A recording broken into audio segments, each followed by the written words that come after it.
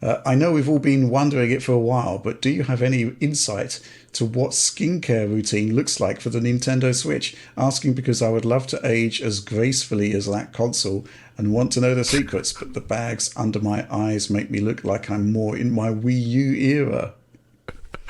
I think the point is that we had the Nintendo Direct last week, and Switch just was just looking generally fantastic and fabulous. And yeah, they've staved off another year where they should have actually got a new console Yes. out. John, what do you think about this? I mean, from my perspective, the first party stuff never really disappoints, but it does seem to be the case that there have been some games that have arrived where you just think this should be running on a more advanced system.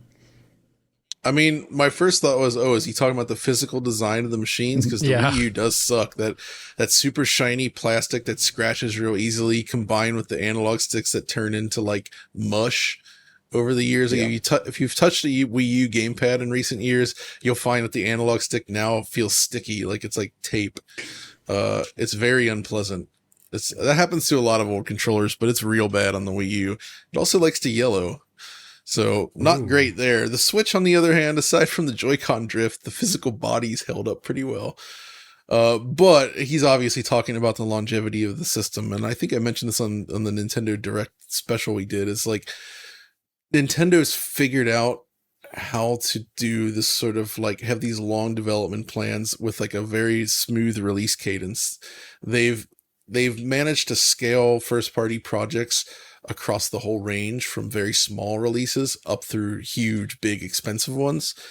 And they have enough studios working with them and for them that are clearly keeping their budgets in check. Uh, they seem to just run such a tight ship, and they've sort of figured out the formula that they're able to just keep producing a huge number of games over and over and over again and just keep going. And I think that's amazing.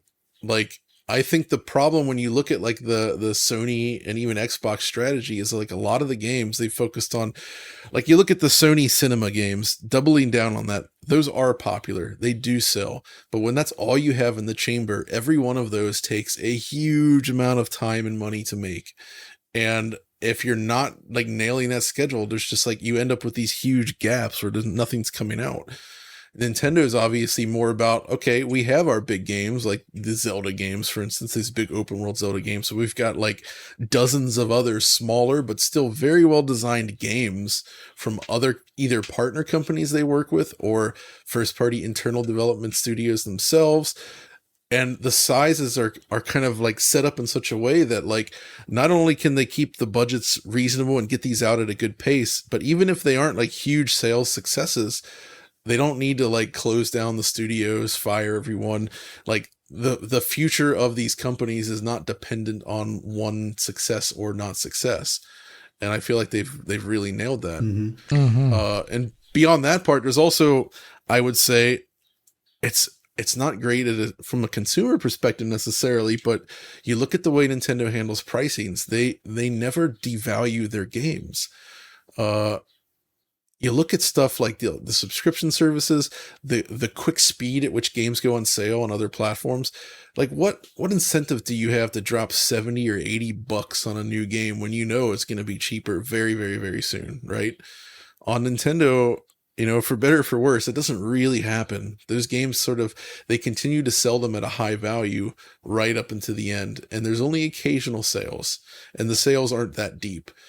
And while that does sound bad for the consumer, oh, you have less buying power with these Nintendo games, it does somehow give you this impression that their games are somehow like more valuable long term, that they're not just in it to drop the price shoot out on it and drop it for like $5 in a random flash sale. Hmm. Like, so for me personally, if it's a Nintendo game coming out and I do want to own it, I mean, I just may as well get it on day one, because like it ain't going to get any cheaper Yeah. anytime in the next year or two. So that's one. If it's between that and like a PS5 or Xbox game, I'm usually going to go for the Switch game over it, just because there's no danger of suddenly having it cut out from under you in terms of what you spent on it.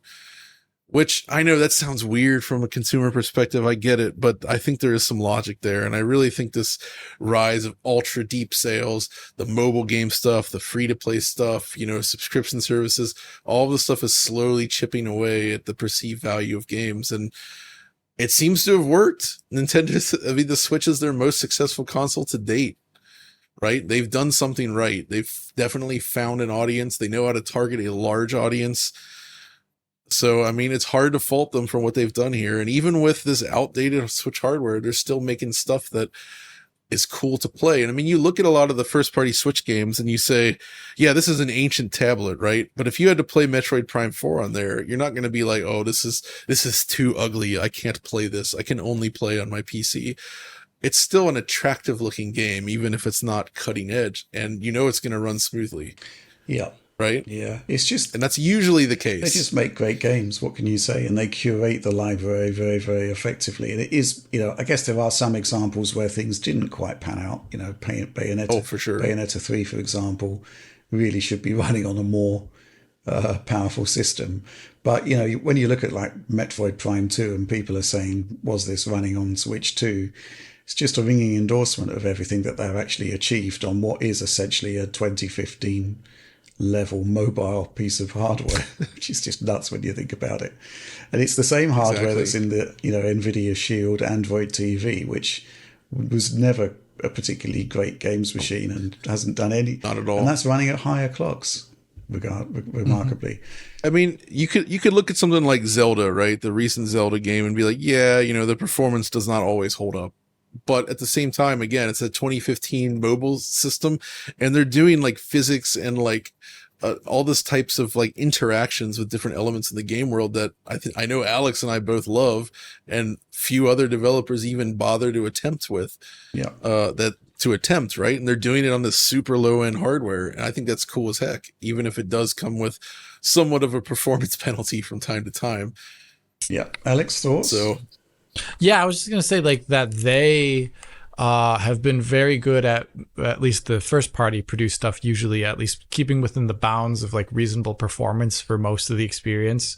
And, I think the Metroid Prime remastering was really good at that, making sure they're not throwing out techniques that break visually very easily and break performance easily usually. So that's like one thing that Nintendo's done way better than most other studios on their own hardware platform, so that when they show off things in the Direct that run relatively smoothly and look artistically sound, then it looks impressive all these years later, which is something that I think is forgotten in the large Western AAA space to a great degree. I would love to see games with less fidelity from Western AAA studios with shorter, times. I've already said, like, we don't need these super expensive cutscenes. Like, please, I don't need them.